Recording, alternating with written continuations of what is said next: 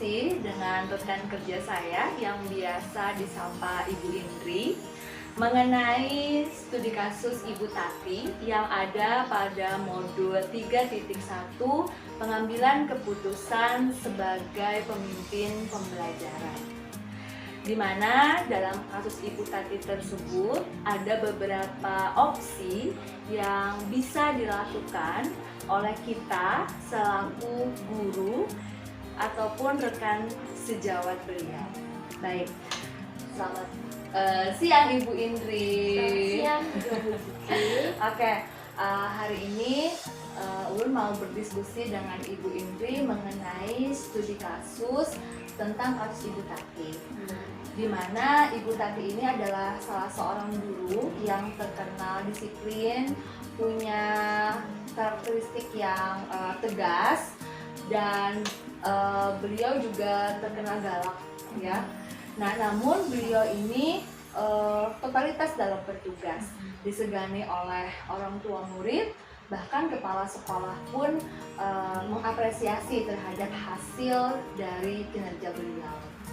Nah, dalam kasus tersebut, pada suatu hari kita ditempatkan sebagai rekan kerja Ibu Tati. Kita rekan kerja yang paralel. Kebetulan kelas kita itu bersebelahan dengan kelasnya Ibu Tati. Nah, kemudian pada hari itu kita mendengar bahwa ada seorang anak perempuan yang menangis dihukum berlutut di atas bebatuan.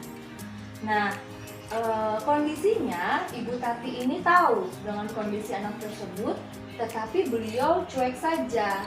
Nah, kemudian yang ditanyakan di sini adalah bagaimana cara atau apa yang harus kita lakukan ketika kita berada pada situasi dan kondisi seperti itu. Nah, ini yang mau Ulun diskusikan dengan Ibu Indri sebagai bahan pembelajaran dan juga masukan tentang bagaimana kita mengambil keputusan sebagai pemimpin pembelajaran. Nah, menurut Bu Indri bagaimana?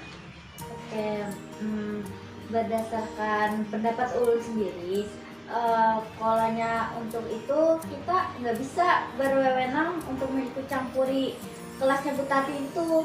Jadi sebaiknya kita lebih baik menanyakan dulu nih, sebenarnya menanyakan, tapi setelah pembelajaran dari Bu Tati tadi, pembelajaran kelas Bu Tati tadi selesai, kita tanyakan nih, kenapa Bu Tati menghukum murid tersebut, lalu kita cari tahu apabila permasalahannya memang layak dihukum seperti itu, tapi sebenarnya kan ini berhubung anak SD kan, sebenarnya tidak boleh dihukum seperti itu, karena kan itu melanggar dari aturan, apalagi anak SD sendirian tuh dihukum di luar ruang kelas. Nah, kasihan kan anaknya dilihat sama murid-murid yang lain, karena itu mengganggu mental anak tersebut. Jadi lebih baik kita memberikan saran aja kepada Bu Tati kayak gitu. Nah, untuk ibu supaya menghukum anak itu sesuai pelanggaran yang dia lakukan, lebih baik di dalam kelas atau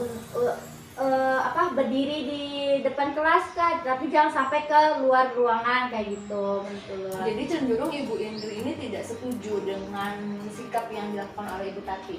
Iya, kurang setuju sih, karena itu tuh mengganggu mental anak tadi karena sudah menghukum di luar ruangan gitu. Siapa tahu nanti hal itu berpengaruh kepada kesehatan mental anak. Iya. Mungkin maksud Ibu Tati di sini adalah memberikan efek jerah. Tapi Ulun sependapat dengan yang disampaikan Bu Indri bahwa ranah hukuman fisik itu tidak lagi relevan dengan pendidikan pada saat ini. Ya. Nah, seperti itu. Oke, mungkin nggak kita nih ada kecenderungan untuk melakukan interupsi terhadap sikap Ibu Tati pada saat kondisi itu? Sebenarnya mungkin, cuman kembali lagi itu kan berdasarkan kebijakan Bu Tati tersebut, kita nggak bisa menginterupsi langsung karena mengganggu nih kenyamanan dari Bu Tati kayak gitu. Jadi kita tidak mungkin menginterupsi wilayah kerja Ibu Tati.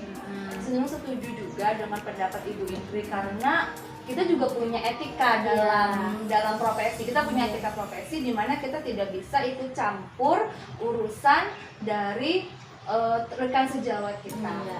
Dan kalaupun kita ingin lebih kepada sharing, benar juga yang dikatakan bahwa kita setidaknya kita punya waktu dan tempat yang berbeda. Dalam artian begitu, kita selesaikan saja dulu Ibu Tati dalam mengajarnya, kemudian dengan muridnya, bagaimana nanti setelah mungkin kita punya waktu senggang atau kita punya waktu berkumpul di ruang guru, kita bisa berdiskusi tentang hal tersebut. Baik, seperti itu.